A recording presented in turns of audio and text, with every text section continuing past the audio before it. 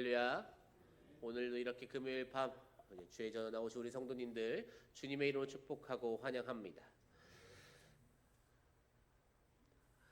이 특별 새벽 기도회를 지내면서 정말 새벽 기도도 많이 참석하신다 생각했는데 그러다 보니까 오늘 금요 기도회도 참 많은 분이 참여하신 것 같습니다. 정말 이 시간에 하나님의 그 크신 은혜가 임하는 그러한 은혜가 있기를 소망합니다.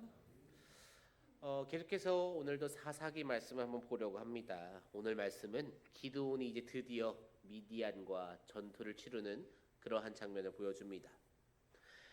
사실 결과가 너무나도 뻔하지요. 기드온 그가 자진해서 주님, 제가 미디안과 싸우겠습니다 라고 한 것이 아니기 때문이죠. 미디안과 싸우라 그들을 너의 손에 넘겨주리라 하신 약속하신 분이 하나님이세요. 하나님께서 약속하셨고 하나님께서 명령하신 전쟁입니다. 그렇다면 승리는 누구의 것이겠습니까? 당연히 기드온의 것이겠지요. 결과가 너무나도 뻔해요. 그냥 기드온이 미디안과 싸웠더니 기드온이 이겼더라 하고 말씀을 이제 끝마쳐도 별다른 이견이 없을 것만 같은 그러한 말씀인데, 오늘 말씀에는 이제 아주 자세하게 기드온이 어떻게 싸움을 준비하였는가 하는 그 장면이 그려져 있습니다. 오늘 이 말씀을 통해서 과연 주님께서는 이 말씀을 통해 우리에게 무엇을 말씀하고자 하시는가? 우리는 신앙생활하면서 어떠한 자세, 어떠한 마음을 잊지 않고 그리고 결단하고 다짐하며 살아가야 하는가? 그것을 함께 살펴보는 그러한 시간이 되기를 소망합니다. 오늘 말씀의 시작은 참 특이하게도 기드온의 정찰로부터 시작이 됩니다. 300명의 용사 선정이 이제 끝이 났습니다. 이스라엘을 대표할 300명의 그 군대, 그들이 딱 정해졌어요. 군대가 정해졌고 그들을 이끄는 리더 기드온이 정해진 상황이지요. 이제 이들에게 남은 것은 딱 하나, 미디안과의 전면전입니다. 그런데 기드온은 하나님이 아닌 사람입니다.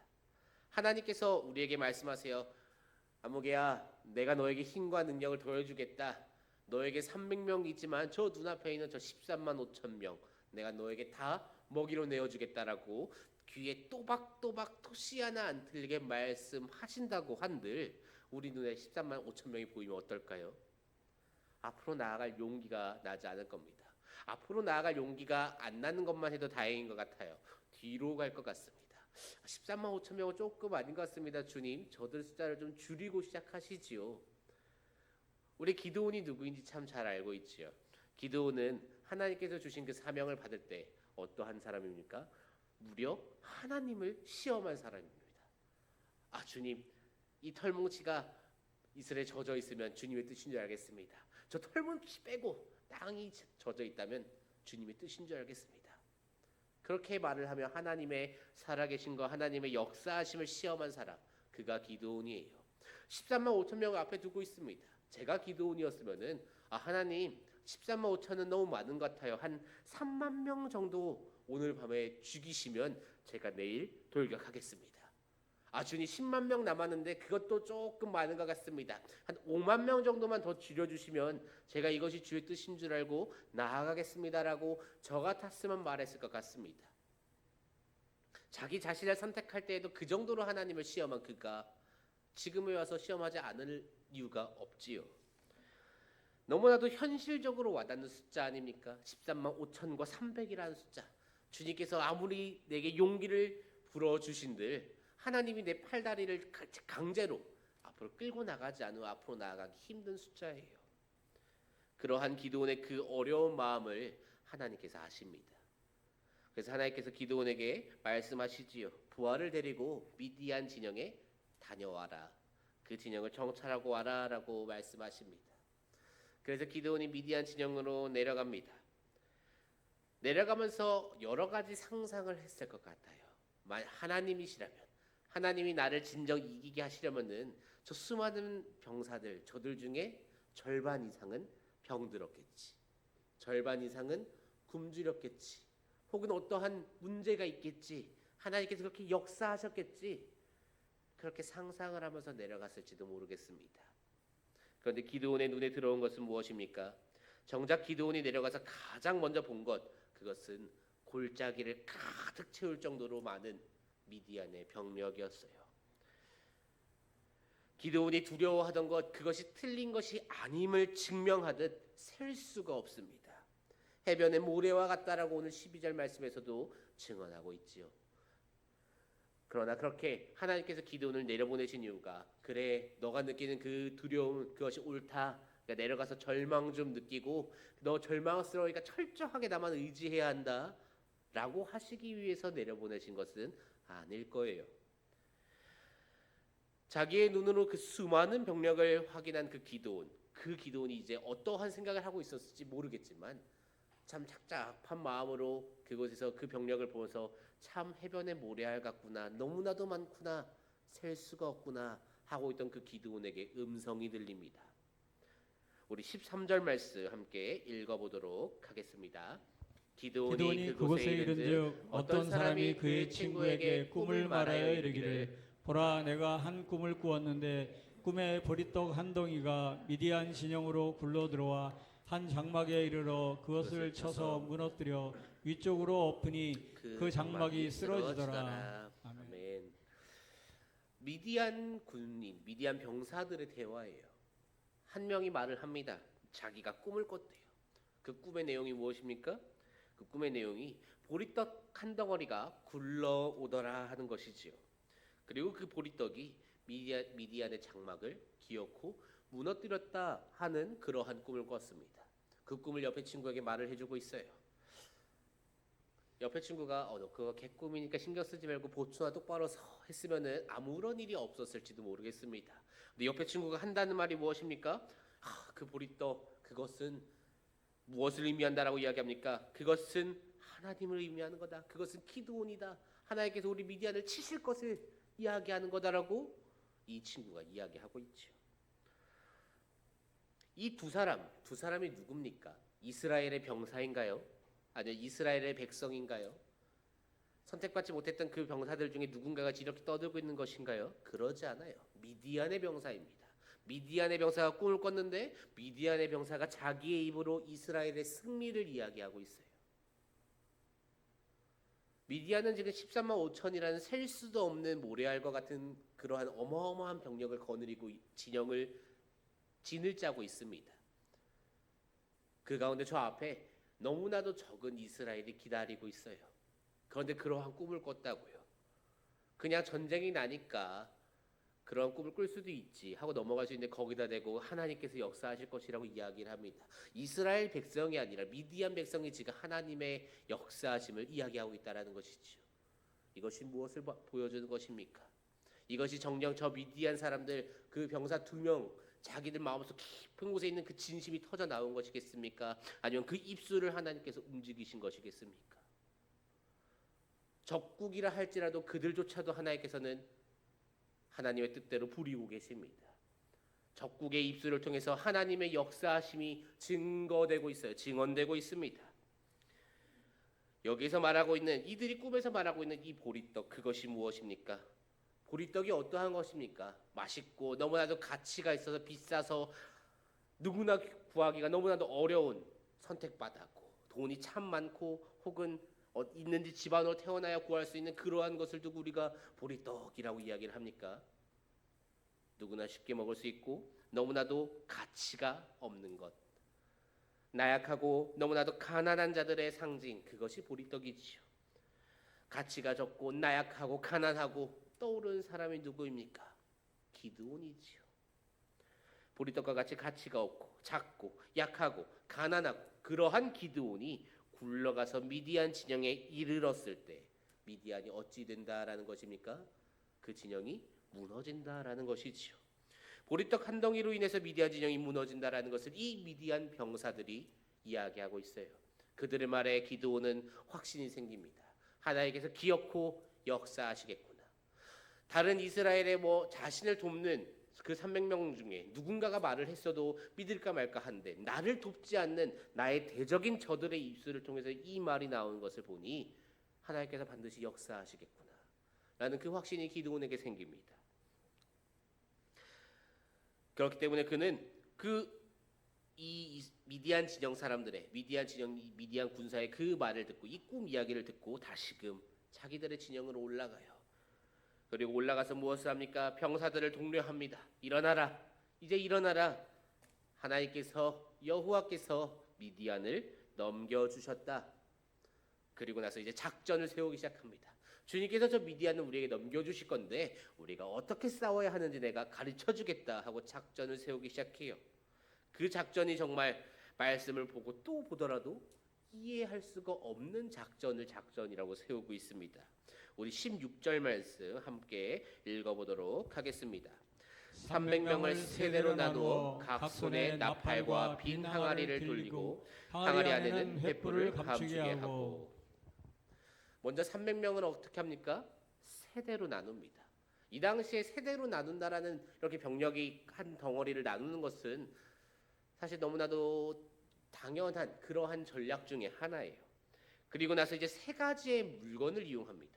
세 가지의 물건을 이용하는데 그것이 무엇입니까? 나팔과 항아리와 그리고 횃불이라는 것이지요. 검과 창과 화살이 되어도 모자랄 판에 나팔과 항아리와 횃불을 이용하겠다라고 하고 있습니다. 미디안 진영에 가서 나팔을 불어요.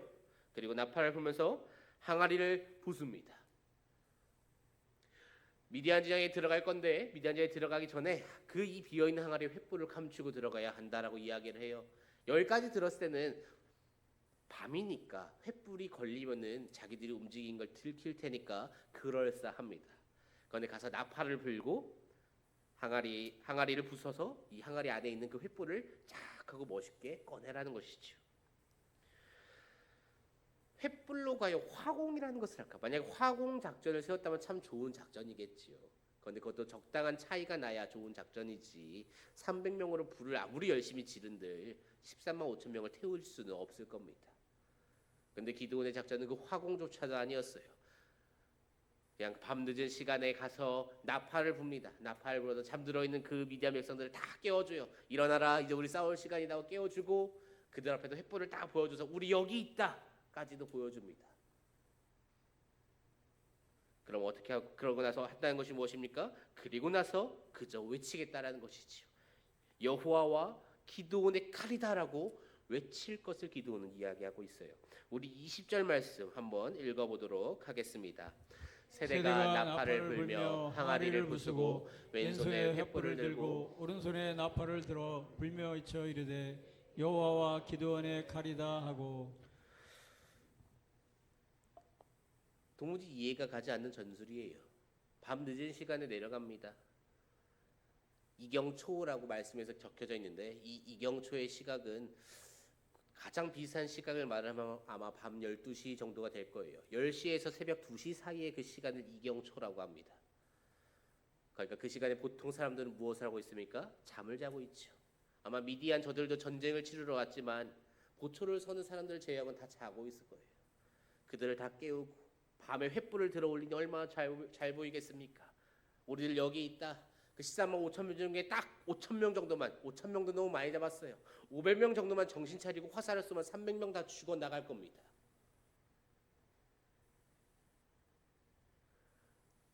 아무리 어두워도 횃불로 우리 여기 있다 하면은 13만 5천 명이 휘루룩 하고 화살을 한 발씩만 쏴도 300명을 죽일 수 있을 거예요.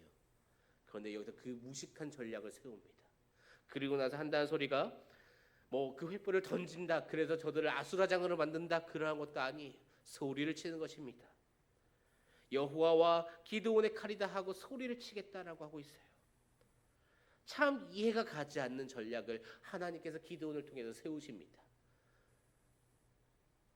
기드온은 하나님의 저 말도 안 되는 표징을 보았지요. 그렇기 때문에 기드온은 뭐 따를 수도 있을 것 같아요. 근데 기드온을 따르고 있는 이 300명은 도대체 무슨 생각으로 이 말을 받아들였을까요? 아무도 이 말에 대해 언급하지 않습니다. 장군, 그거 조금 전략이 말이 안 되는 것 같습니다 하면서 이렇게 논리적으로 이야기했으면은 그러게 조금 수정할까 했을 법한데 아무도 그렇게 이야기하지 않아요. 명령하시니 그저 순종하며 따릅니다. 말도 안 되는 전략을 세운 그 기드온의 말을 따랐을 때 어떠한 일이 생깁니까? 미디안 진영에 커다란 혼란이 찾아옵니다. 도대체 왜 찾아왔는지 모르겠는 이유가 없는, 원인을 알 수 없는 혼란이 생겨요. 미디안 백성들, 미디안 그 군사들끼리 서로 칼로 서로를 찔러 죽이기 시작합니다. 이스라엘 백성들이 칼을 들고 저들을 찔러 죽이지 않았어요. 저들끼리 스스로 찔러 죽이고 있습니다. 난리가 나고 도망치다가 앞에 있는 시체를 밟아도 넘어지고 아주 커다란 혼란이 찾아옵니다. 기드온의 전투를 보고 있으면 정말 기드온이 한 일이라고는 아무것도 없습니다. 기드온과 그 300명의 용사가 한 일은 아무것도 없어요. 그들이 한 일, 그들이 이것을 하였다라고 말할 수 있을 만한 것이 딱 한 가지 있는데 그것은 여호와 하나님의 말씀에 순종하였다라는 것이지요. 기드온이 하나님의 말도 안 되는 그 계획에 순종합니다. 13만 5천 명을 두고 300명의 그 적은 병사를 가지고 가서 싸우는 것도 말이 안 되는데 더 말도 안 되는 전략을 세워서 주십니다. 근데 그 전략에 기드온이 순종해요. 기드온의 말에 이 병사들 300명의 그 병사들은 어떻게 합니까? 그들도 아무런 불만 제기하지 않고 동일하게 순종합니다.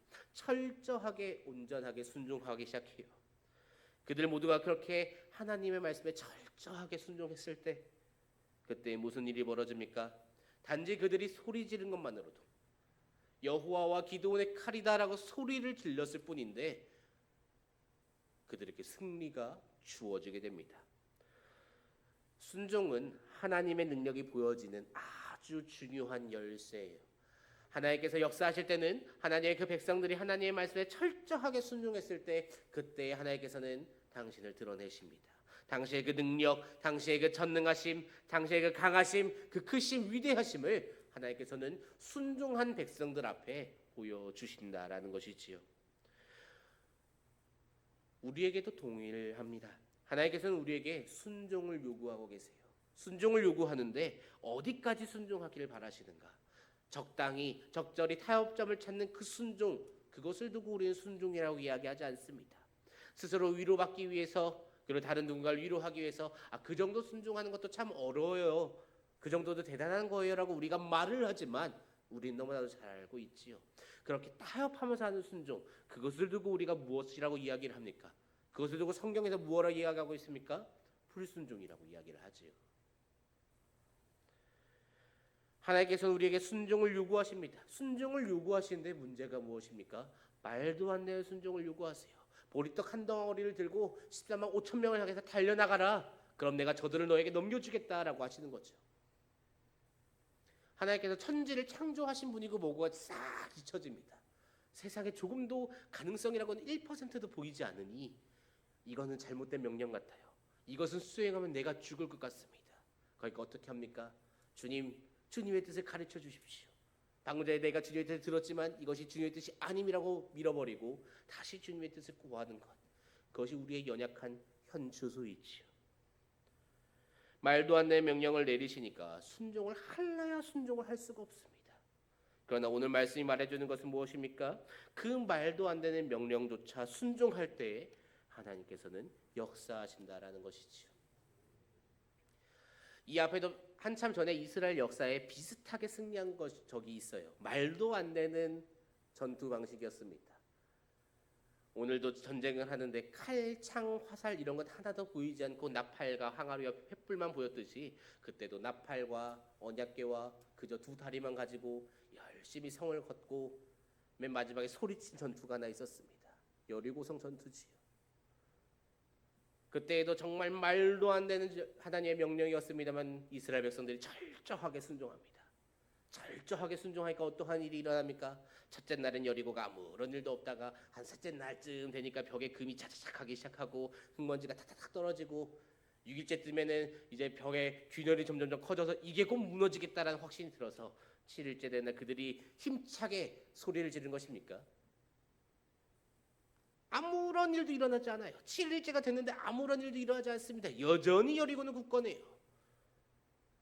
조금도 달라지지 않은 저 여리고를 향해 그들이 끝까지 순종했을 때 그 여리고가 무너져 내린 것처럼 오늘 이 미디안 진영도 기드온이 자기 부하를 데리고서 정찰을 갔지 않습니까? 그때 가서 느낀 게 뭐였어요? 미디안 백성들이 약해졌다. 미디안 백성들이 어떠한 저들에게 문제가 있다. 이것을 느끼고 돌아온 게 아닙니다. 너무나도 많다. 셀 수 없을 정도로 많다. 저 강한 저들을 상대로 어떻게 이겨야 하나 하는 그 현실의 절망만을 느끼고 왔습니다. 그러나 그 상황 속에서도 하나님의 이 말도 안 되는 명령에 순종했을 때 하나님께서는 이스라엘의 손을 들고 기드온의 손을 들어 역사하신다라는 것이지요. 사랑하는 성도 여러분, 믿어지지 않는 명령에 순종한다는 것이 정말 너무나도 어렵습니다. 우리가 신앙생활하면서 힘들어하는 이유, 그것이 무엇입니까? 우리도 너무나도 잘 알아요. 내가 어떻게 살아가야 할지 너무나도 잘 알고 있습니다.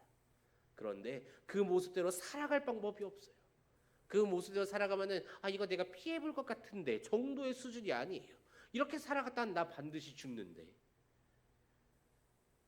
이렇게 살아가기 위해서는 내가 포기해야 될 게 한두 개가 아닌데 근데 하나님께서 이렇게 살아가라고 하시네. 그러니까 어떻게 합니까? 이렇게 살아가지 않아야 하니까 이렇게 말씀하는 성경을 멀리합니다. 이것을 내가 읽으면 하나님의 말씀을 깨닫게 되고 하나님의 뜻을 깨달을 것 같으니까 그 성경을 멀리해요. 하나님께 기도하자로 나아가지 않습니다. 기도를 하면 하나님께서 내게 하나님의 뜻을 가르쳐 주실까 봐 기도의 자리를 찾아오지 않아요. 예배의 자리를 사모하지 않습니다. 괜히 예배 시간에 참석했다가 주님께서 내게 어떠한 감동을 주실까? 그래서 예배의 자리에 참여하지 않아요.